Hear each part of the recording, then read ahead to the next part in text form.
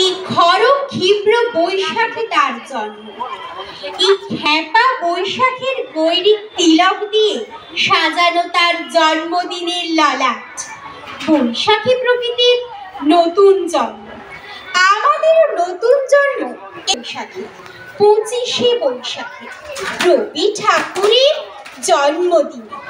দেখতে হয় না ক্যালেন্ডার, জিজ্ঞেস করতে হয় না তারিখটা কবে।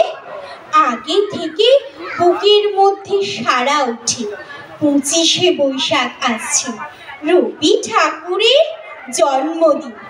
বছরে একটা দিনের জন্য তারা নতুন হয়ে যায়, চারপাশে নীলে লালে সবুজে হলুদে রঙিন ফুলের আলপনা, মাঝখানে খয়েরি রঙের সুতোয় দুপুরের না ঘুমানো চোখে কাজের ক্লান্ত অবসরে বোনা হয়ে চলেছে সেই 4টি লাইন।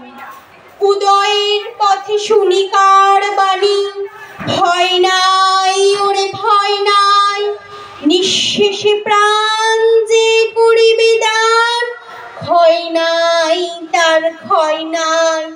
শুধু কি সূচিকাজে? না, বিদেশকে চোখের সামনে দৃষ্টান্ত করে রাখার আন্তর্জাতিকতা রবি ঠাকুরের। আমাদের সংস্কৃতিকে মাটির কাছাকাছি এগিয়ে নিয়ে যাওয়ার সংকল্পে রবি ঠাকুর, আমাদের সভ্যতাকে দানবের হাত থেকে ছিনিয়ে নেওয়ার সংগ্রামে রবি ঠাকুর। আকাশে মাটিতে মনে এত যে বৃষ্টি পড়ে তার ছন্দ রবি ঠাকুরের, এত যে ফুল ফোটে তার গন্ধ রবি ঠাকুরের।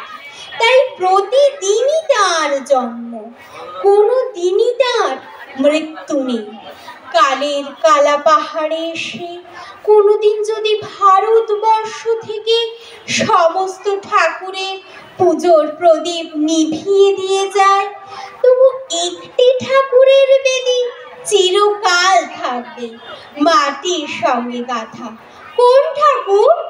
রবি ঠাকুর, রবি ঠাকুর, রবি ঠাকুর।